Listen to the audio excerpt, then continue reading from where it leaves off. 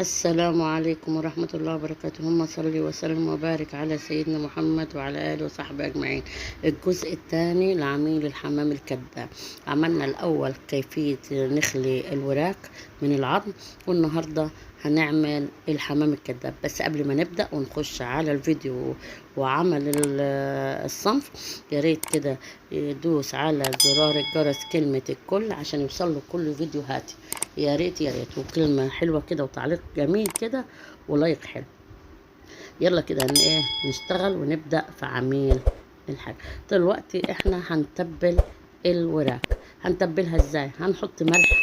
انا بفضي من العلبة، احط ملح، احط كزبرة، احط ورق لوري، احط بهارات فراخ، احط كمان اسمه ده، اللهم صل وسلم وبارك على سيدنا محمد، حبهان مطحون. بطحن الحبهان على فكرة، أنا الحبهان بطحنه، الورق اللوري بطحنه، كله بطحنه. الحمد لله أنا عندي مطحنة، والأجمل حاجة اللي أنا جبتها من السعودية دي، والحمد لله يتم علينا بخير.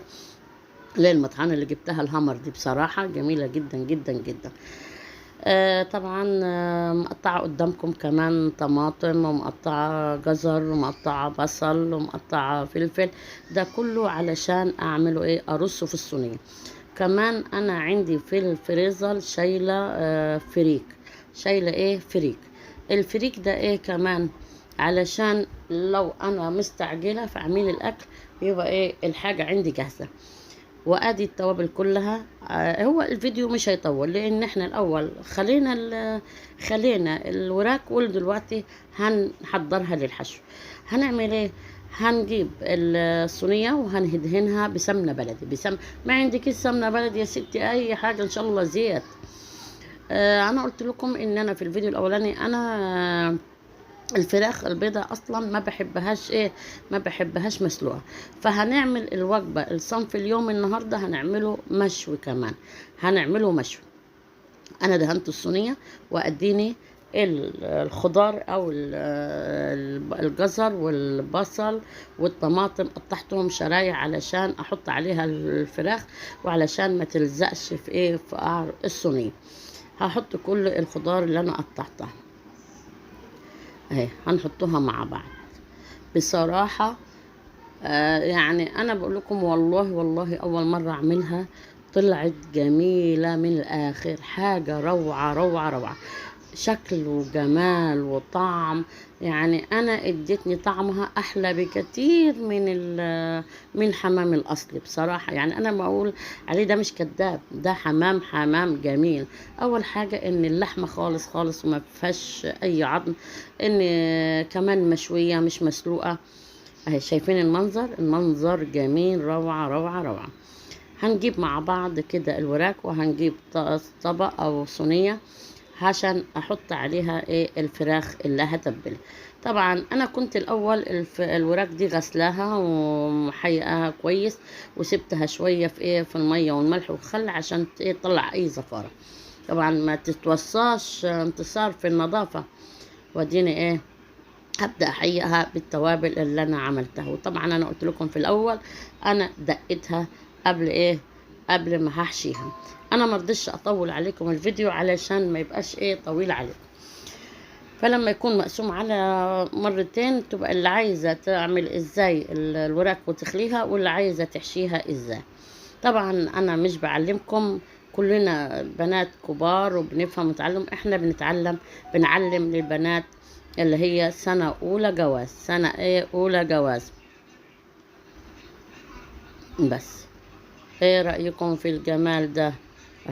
طبعا هجيب شوية صلصة وعليها معلقتين زيت وشوية حياء فيها كمان، برضو حياءها بحبة ملح وكزبرة وبهارات. طبعا كده احنا لما نخلص الحاجة نشيل أول باول. ادينا هنبدأ نحشي الفراخ. هحشي الفراخ طبعا، والحاجة اللي هي من جوه اللي هي فضيت منها العظم هحشيها لجوه، زي اكنك بتحشي زور الحمامة، زي زور الحمام. يلا كده ما تنسونيش، يلا حط يدك على خدك، انزلي لتحت واعملي لي لايك علشان عايزة القناة بتاعتي تكبر اكتر، عايزة تخش 100,000 مشترك. و100,000 لايك الفيديو ده. فيا ريت رجاء رجاء عايزاكم دعمي. انا يعني الحمد لله بحمد ربنا واشكره، انا من السيدات المحترمات اني ما بحطش اي فيديو اي كلام، لازم يكون الفيديو عندي يعني هادف، يكون المحتوى كويس، يعني بيفيدك. انا محتاجة ان القناة تكبر. فايه رأيكم في الفيديو الحلو ده؟ فيديو جميل كده، واكلة حلوة وبسيطة وسريعة، ومش هتاخد وقت خالص منكم، والله ما هتاخد وقت.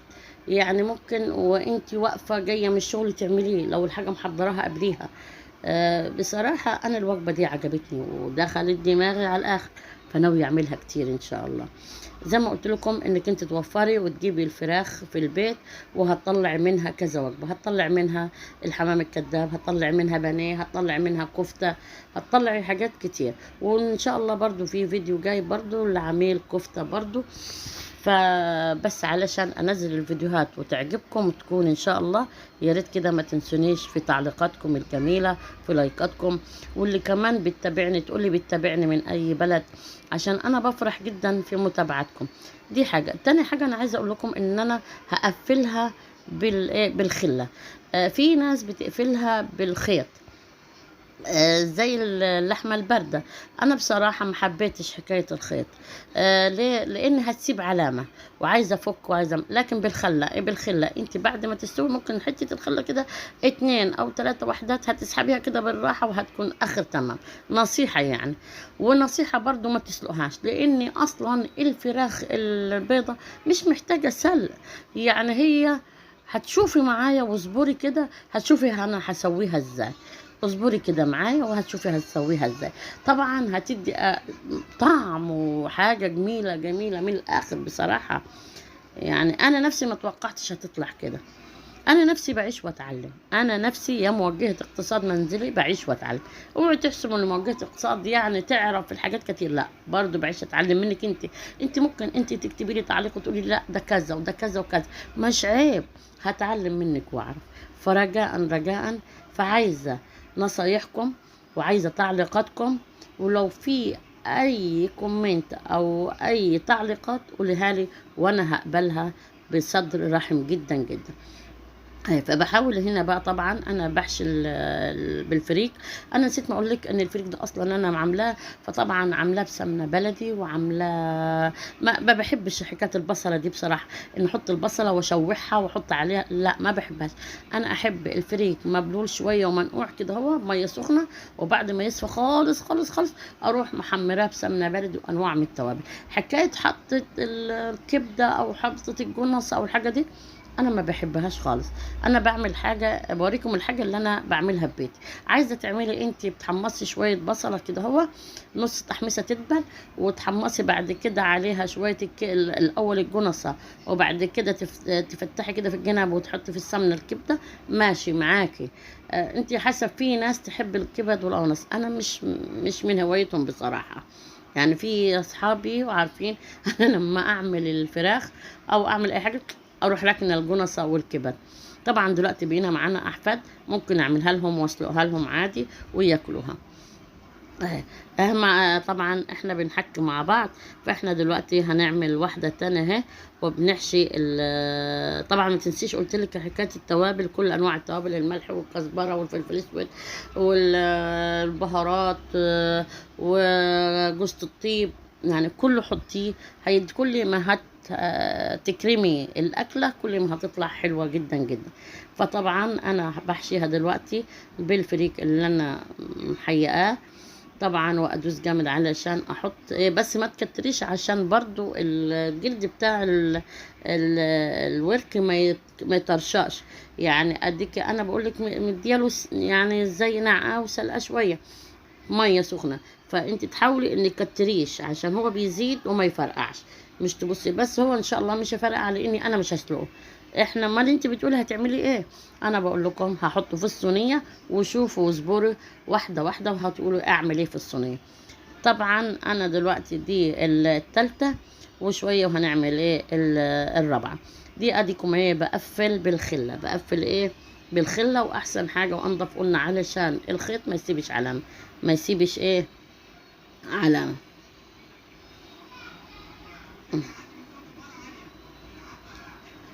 شايفين اهو.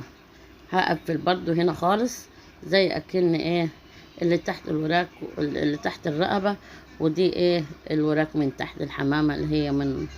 بصراحه يعني يا ريت كده كلنا ايه نجيب كده ان شاء الله حتى وركين، لان انا اشوف في ناس بتشتري الوراك وحديها والصدور وحديها.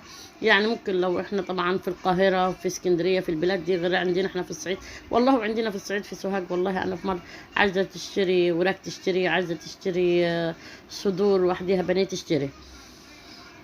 بس انا بصراحه بجيب الفرخه كلها كامله بصراحه، لاني بتنفعني في حاجات كتير. يعني لو جبت فرختين ثلاثه هعمل كذا وجبه منها. تعملي شاورما، تعملي وراك، هتعملي فراخ كده حمام داب، هتعملي بانيه، هتعملي حاجات كتير بالثلاث فرخات او فرختين. هم دول فرختين عملت منهم 3 وجبات. عملت منهم ايه 3 وجبات. هتشوفي وجبة وجبة ثواني كده، وكل شوية هنزلك الوجبة خلال الأسبوع إن شاء الله. بدأنا بتفريغ العظم من الوراك، وبعد كده هنعمل الحمام الكذاب، شوية هنعمل الوجبة بالصدور، وشوية هنعمل الكفتة. يعني ال3 فيديوهات إن شاء الله بمشيئة الله هينزلوا ورا بعض بمشيئة الله. اهي اهي. طبعا انا مش عايزه اقول لكم ان انا لسه يدي وجعاني والله وشغاله علاج طبيعي. انا بس من حب فيكم، وان انا مش عايزه ابعد عنكم ولا ابعد القناه، لان انا في ناس بتحبني وتقولي ما تبعديش ونزلي. في ناس كتير بعتالي رسائل وتقولي ليه بعيده، ليه ما بتتاخري. هي لظروف معينه، بس كلامكم وتشجيعكم وحبكم ليا انا مش قادره ابعد.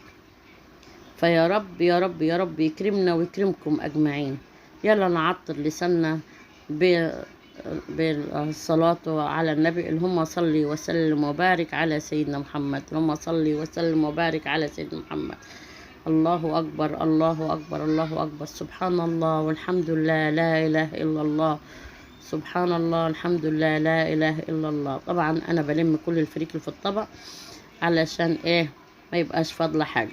وهننضف حوالين الورك من اي فريكة او اي حاجة، عشان لما نحطها تبقى حاجة نظيفة وحلوة جدا جدا جدا. ولما قدام الضيوف او قدامنا احنا تبقى حاجة جميلة.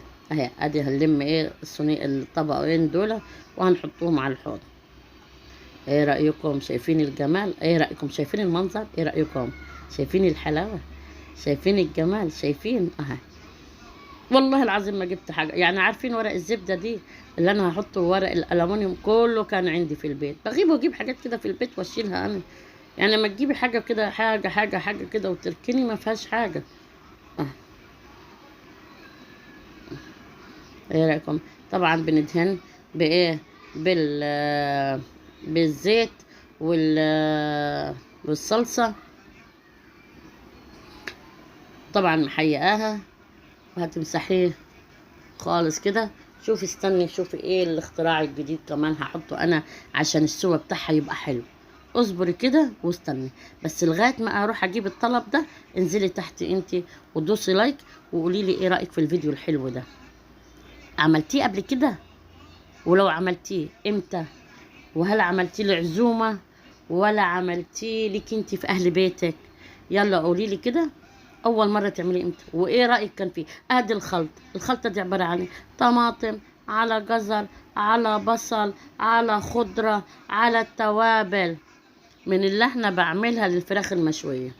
ما ليه انا بقول لك انا عملت برضو الصدور. فاليوم ده انا عملت كذا وجبه وحضرتهم لوقت. يعني انا في عملت وجبه الفراخ دي وحضرتها ليوم تاني. فانا بعد الفيديو ده ان شاء الله هنزل لكم الفيديو بتاع الفراخ. فجبت الخلطة اللي انا نقعتها في صدور الفراخ وحطيتها علشان لما اغطي الفراخ بورق الزبدة اهو. هغطي الوراك دي بورق الزبدة وعليها ورقة ألمونيوم، فالبخار يطلع ويسوي ايه ويسوي الوراك. يسوي ايه الوراك هتدي ريحة. جابت اخر الدنيا، جابت الناس من الشارع من حلاوتهم. اهي شايفين؟ ادي الجمال اهو، ادي الحلاوة. طبعا هنقفلها خالص علشان ايه؟ علشان ما تطلعش منها اي بخار، وناكلوها بالهنا والشفا.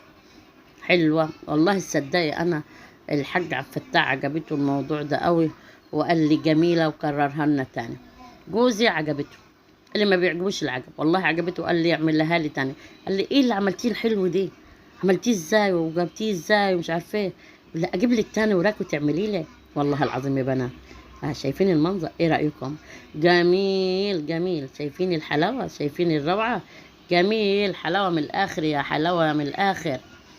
يلا كده، اوعي تنسي اللايك وكتابة كومنت حلو، كلمة مشجعة، ويا ريت ويا ريت كده تعملي الفيديو ليها مشاركة في المواقع بتاعتك الجميلة طبعا. ومش هوصيكي على تقول زمايلك وحبايبك على القناة بتاعتنا.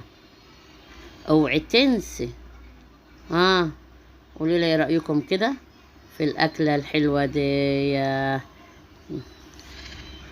شايفين الجمال؟ شايفين الحلاوة؟ اهي. حبيت اقول لكم السلام عليكم، واستودعتكم عند الله لا